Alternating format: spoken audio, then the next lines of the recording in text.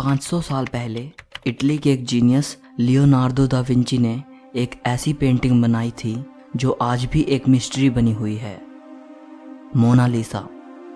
आखिर ऐसे क्या राज छिपे हैं इस पेंटिंग में जो इसे दुनिया की सबसे रहस्यमयी और सबसे फेमस पेंटिंग बनाते हैं। इस वीडियो को आखिर तक ज़रूर देखना। आप मोनालिसा के बारे में 23 ऐसी बातें जानोगे जो वाकई आपको हैरानी में डाल देंगी। नंबर 23। 23 जून 1852 को ल्यूक मास्पेरो नाम के एक यंग फ्रेंच आर्टिस्ट ने पेरिस के एक होटल की चौथी मंजिल से कूदकर अपनी जान दे दी। वो मोनालिसा की रहस्यमयी मुस्कान के लिए पागल था, उसकी सुंदरता पर मोहित था। उसने एक सुसाइड नोट भी छोड़ा जिसमें उसने मोनालिसा के लिए अपने प्यार और सालों के इंतज़ार की बात की थी। नंबर 22। मोनालिसा के बारे में जो सबसे रहस्यमयी बात है और जो बात आर्टिस्ट और हिस्टोरियंस को सबसे ज़्यादा सोचने पर मजबूर करती है, वो है मोनालिसा की रहस्यमयी मुस्कान, जो अलग अलग एंगल से देखने पर अलग अलग दिखती है, मतलब बदलती रहती है। पहले ये तस्वीर मुस्कुराती हुई दिखाई देती है, फिर ये मुस्कान फीकी पड़ जाती है और फिर गायब हो जाती है। एक रिसर्च से ये पता चला है कि जिस औरत को दा विंची ने इस पेंटिंग में बनाया है वो अपने अंदर कुछ राज छिपाए हुए है, इसलिए मोनालिसा की मुस्कान इतनी रहस्यमयी है। नंबर 21। कुछ सालों पहले एक डॉक्टर ने यह कहकर सबको हैरानी में डाल दिया कि मोनालिसा की मिस्टीरियस स्माइल का राज है उसके ऊपरी 2 दांतों का टूटा होना, और यही वजह है कि उसका ऊपरी होठ थोड़ा दबा हुआ है। सन 2000 में हार्वर्ड के एक न्यूरो साइंटिस्ट डॉक्टर मार्गरेट ने बताया कि मोनालिसा की मुस्कान नहीं बदलती बल्कि इंसान का माइंडसेट बदलता है। मतलब ये आपके दिमाग का खेल है, जैसा आप मोनालिसा के चेहरे को देखना चाहते हो वैसा ही आपको वो दिखेगा। ये इस चीज़ पर डिपेंड करता है कि आप किस चीज़ पर फोकस कर रहे हो। नंबर 20। लियोनार्दो दा विंची ने मोनालिसा को 1503 में बनाना शुरू किया था और वो 1517 तक इस पे काम करते रहे। उनको सबसे ज़्यादा समय मोनालिसा के होंठ बनाने में लगा था। मोनालिसा के होंठ बनाने में दा विंची ने 12 साल लगा दिए थे। नंबर 19। यह बात तो सच है कि मोनालिसा एक बेहद खूबसूरत पेंटिंग है और शुरू से ही ये काफ़ी मशहूर है, लेकिन इतनी मशहूर ये कभी नहीं थी जितनी कि ये तब हुई जब इसे पेरिस के लूव्र म्यूजियम से चुरा लिया गया। नंबर 18। दुनिया की सबसे मशहूर पेंटिंग को दुनिया के सबसे बड़े म्यूजियम से चुरा लिया जाना एक बड़ी हैरान कर देने वाली घटना थी, लेकिन उससे भी ज़्यादा हैरान कर देने वाली बात तो ये है कि इसके चोरी के इल्ज़ाम में जिस आदमी को शक के घेरे में लिया गया वो थे हमारे एक और महान पेंटर पाब्लो पिकासो। जी हाँ, शुरुआत में पाब्लो पिकासो पर इसे चोरी करने का इल्ज़ाम लगा, लेकिन बाद में काफ़ी पूछताछ और इन्वेस्टिगेशन के बाद उनसे ये आरोप हटा लिया गया। नंबर 17। वो कौन इंसान था जिसने मोनालिसा को चुराया था? 1911 में 21 अगस्त के दिन इसे चुराया गया, लेकिन उस दिन इस चोरी की तरफ किसी ने ध्यान नहीं दिया और इसे अगले दिन नोटिस किया गया। लूव्र म्यूजियम को इन्वेस्टिगेशन के लिए 1 हफ्ते के लिए बंद कर दिया गया, इस कन्फ्यूजन की वजह से कि शायद पेंटिंग को म्यूजियम में ही कहीं और रख दिया गया होगा। बाद में पता चला कि मोनालिसा को लूव्र म्यूजियम के ही एक वर्कर विंसेंजो पुरुगिया ने चुराया था। वो म्यूजियम के एक छोटे से कमरे में छिप गया। म्यूजियम के बंद होने के बाद वो पेंटिंग को कोट में छिपाकर फरार हो गया। नंबर 16। विंसेंजो इटली का एक देशभक्त नागरिक था। उसका ये विश्वास था कि लियोनार्दो की ये पेंटिंग उनके देश में वापस आनी चाहिए और इसे इटली के म्यूजियम में दिखाया जाना चाहिए।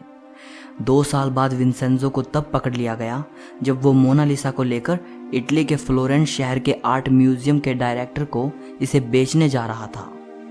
2 हफ्तों तक मोनालिसा को इटली के उसी म्यूजियम में रखने के बाद 4 जनवरी 1914 को वापस से पेरिस के म्यूजियम में लाया गया। विंसेंजो को उसके क्राइम के लिए 6 महीने की जेल हुई, लेकिन इटली ने उसकी देशभक्ति के लिए उसका स्वागत किया। नंबर 15। मोनालिसा की एक जुड़वा पेंटिंग भी मौजूद है जो बिल्कुल लियोनार्दो दा विंची की मोनालिसा जैसी ही दिखती है। कहा जाता है कि दूसरी पेंटिंग को दा विंची के टाइम में ही उनके एक स्टूडेंट फ्रांसिस्को मेल्जी ने बनाया था। ये दूसरी पेंटिंग स्पेन की राजधानी मैड्रिड के प्रादो म्यूजियम में रखी है। नंबर 14। आज तक ये बात रहस्य है कि मोनालिसा कौन थी, मतलब दा विंची ने ये किसकी तस्वीर बनाई थी, ये कौन औरत थी। ज़्यादातर स्कॉलर्स का ये मानना है कि इस पेंटिंग में जो तस्वीर है वो लीसा घिरार्दिनी की है, जो कि फ्लोरेंस की एक इटालियन औरत थी। लेकिन एक थियोरी ये भी कहती है कि मोनालिसा लियोनार्दो दा विंची की खुद की तस्वीर है, मतलब उन्होंने इस पेंटिंग में खुद को एक औरत के रूप में बनाया था। नंबर 13। इस खूबसूरत पेंटिंग को नुकसान पहुंचाने की कई कोशिशें हो चुकी हैं। 1956 में एक बोलीवियन टूरिस्ट ने मोनालिसा पर एक पत्थर फेंका था, जिसकी वजह से मोनालिसा की बाएं हाथ की कोहनी के पास एक छोटा सा निशान आ गया था। बाद में इसे रिस्टोर कर दिया गया, लेकिन निशान अब भी हल्का दिखता है। इससे पहले एक व्यक्ति ने इस पेंटिंग पर एसिड फेंका था। इसके बाद मोनालिसा की सिक्योरिटी को देखते हुए इसे बुलेट प्रूफ ग्लास के अंदर रखा गया, लेकिन इसके बाद भी एक लेडी ने मोनालिसा पर रेड पेंट से स्प्रे करने की कोशिश की थी, और 2009 में एक रशियन लेडी ने इसकी तरफ सिरेमिक टीकप फेंका, पर पेंटिंग दोनों ही केस में सुरक्षित रही। नंबर 12।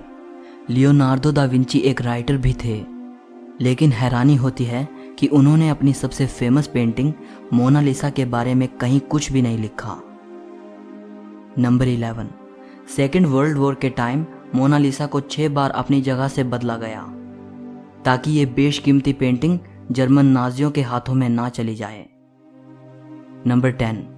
लियोनार्दो के ही एक स्टूडेंट ने 1514 से 1516 के बीच मोनालिसा का एक न्यूड वर्जन भी बनाया था, जिसे मोना वेना कहा जाता है। इसके हाथ और बॉडी की पोजीशन बिल्कुल लियोनार्दो की मोनालिसा जैसी ही है। कहा यह भी जाता है कि शायद इसे भी लियोनार्दो दा विंची ने ही बनाया हो। ये पेंटिंग पेरिस के कोंडे म्यूजियम में रखी है। नंबर 9। लियोनार्दो ने मोनालिसा को पेंट करने में 30 से भी ज़्यादा लेयर्स का इस्तेमाल किया था, और उनमें से कुछ लेयर्स तो एक इंसानी बाल से भी बारीक थी। नंबर 8। मोनालिसा दुनिया की मोस्ट वैल्यूएबल पेंटिंग है। गिनीज वर्ल्ड रिकॉर्ड के अनुसार मोनालिसा हिस्ट्री की हाईएस्ट वैल्यूएशन वाली पेंटिंग है। 1962 में इसकी कीमत $100 मिलियन आंकी गई थी। 2019 में ये $700 मिलियन के आसपास है, लेकिन फ्रेंच हेरिटेज लॉ के अकॉर्डिंग इसे बेचा और ख़रीदा नहीं जा सकता, क्योंकि ये पब्लिक के लिए है। नंबर 7। 1519 में दा विंची की मृत्यु के बाद मोनालिसा फ्रांस के राजाओं के प्राइवेट कलेक्शन का हिस्सा बन गई। फ्रेंच रिवॉल्यूशन के बाद मोनालिसा को पेरिस के लूव म्यूजियम में रख दिया गया। ये पेंटिंग नेपोलियन को इतनी पसंद आई थी कि कुछ समय के लिए उन्होंने इसे अपने बेडरूम में लगवा दिया था। नंबर 6। जितना आपको लगता है ये पेंटिंग उससे काफ़ी छोटे साइज़ की है। इसका साइज़ 30 बाई 21 इंचेस है और इसका वज़न 8 किलोग्राम है। दा विंची ने इसे पेपर और कैनवस पर नहीं बनाया था, बल्कि पॉपुलर की लकड़ी के पैनल पर ऑयल पेंट से बनाया था, और इतनी खूबसूरती से बनाया था कि इस पर ब्रश के निशान देखना बेहद मुश्किल है। दा विंची के टाइम में कैनवस और पेपर मौजूद थे, लेकिन उस वक्त के पेंटर ये सोचते थे कि छोटी पेंटिंग के लिए लकड़ी का यूज़ करना ही सही रहेगा। नंबर 5। जब आप इस पेंटिंग को देखते हो तो आप पाओगे कि मोनालिसा की आईब्रोज और आई लैशेज नहीं दिखती। अब सवाल उठता है कि लियोनार्दो दा विंची ने मोनालिसा की आईब्रोज और आई लैशेज क्यों नहीं बनाई। 2017 में एक फ्रेंच इन्वेंटर पास्कल कोट ने हाई रिजोल्यूशन स्कैन से ये पता लगाया कि दा विंची ने मोनालिसा की आईब्रोज और आई लैशेज बनाई थी। उसने बताया कि ये टाइम के साथ धीरे धीरे गायब हो गई, शायद ओवर क्लीनिंग की वजह से। नंबर 4। पैरानॉर्मल क्रूसिबल नाम की एक वेबसाइट ने यह दावा किया था कि मोनालिसा की पेंटिंग में एलियन छिपा है। कहा गया कि अगर इस पेंटिंग को लेफ्ट साइड से मिरर के साथ जोड़कर देखा जाए तो एलियन जैसी आकृति बनती है। ये बात तब सोचने पर मजबूर करती है जब एक और थ्योरी सामने आती है, जिसमें यह कहा गया कि दा विंची ने इस पेंटिंग के लेफ्ट साइड में बड़े ही सीक्रेट तरीके से एक मैसेज छिपाया है। थ्योरी बताती है कि पेंटिंग में इटालियन भाषा में लिखा गया है ला रिस्पोस्ता सी ट्रोवा की। इसका मतलब है द आंसर इज हेयर, यानी उत्तर यहाँ है। हालांकि इस थियोरी में कितनी सच्चाई है इसकी कोई पुष्टि नहीं की जा सकी और ना ही मैं इसके सच होने का कोई दावा करता हूँ। नंबर 3, मोनालिसा के फैन दुनिया भर में हैं। इस पेंटिंग पर बहुत सी पोएम्स भी लिखी जा चुकी हैं और सॉन्ग्स बन चुके हैं। जब से इसे पेरिस के लूव्र म्यूजियम में रखा गया है तब से इसे वहाँ लव लेटर्स मिलते हैं, चाहने वालों की तरफ से फ्लावर्स मिलते हैं। नंबर 2, मोनालिसा को इंग्लिश में मोनालिसा लिखा जाता है, लेकिन इसकी सही स्पेलिंग ये है। कोई इसे मोनालिसा कहता है तो कोई मोनालिसा कहता है, लेकिन इटालियन में इसकी करेक्ट प्रोनाउंसिएशन है मोनालिसा। इसका मतलब होता है माई लेडी। नंबर 1, दोस्तों अगर आप पेरिस के लूव्र म्यूजियम में जाते हो तो मोनालिसा के रूम में जाने के बाद जहां मोनालिसा रखी है उसके बिल्कुल ऑपोजिट डायरेक्शन में आपको एक बहुत बड़ी पेंटिंग मिलेगी जो कि मोनालिसा से कई गुना बड़ी है। इसका नाम है द वेडिंग फीस्ट एट कैना। इसे इटली के ही एक पेंटर पाओलो वेरोनेसे ने 1563 में बनाया था। दोस्तों ये पेंटिंग इतनी खूबसूरत है कि इसकी तारीफ के लिए शब्द कम पड़ जाएंगे, लेकिन क्योंकि ये पेंटिंग इतनी फेमस नहीं है इसलिए लोग इसे देखने में ज़्यादा इंटरेस्टेड नहीं हैं। यही वजह है कि मोनालिसा के सामने तो आपको बहुत भीड़ नज़र आएगी, लेकिन इसे देखने के लिए बहुत कम लोग खड़े मिलेंगे। दोस्तों अगर हम सच्चे आर्ट लवर हैं तो हमारे पास वो आंखें होनी चाहिए जो एक आर्टिस्ट की कला को परख सकें। जस्ट किसी एक ही चीज़ को सिर्फ इसलिए वैल्यू देना कि वो बहुत फेमस है या उसको बनाने वाला कोई बड़ा इंसान था, और दूसरे के काम को सिर्फ इसलिए भूल जाना क्योंकि वो ज़्यादा फेमस नहीं है या उसे बनाने वाला कोई महान इंसान नहीं था, ये तो सही नहीं है ना।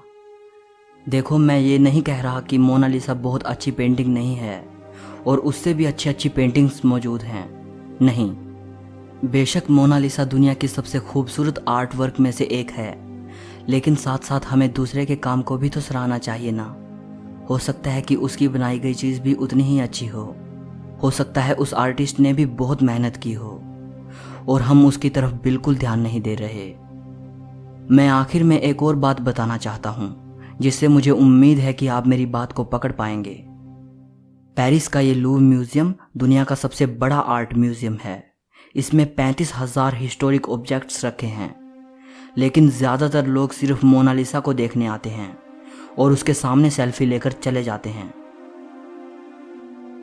सो इस वीडियो के लिए इतना ही।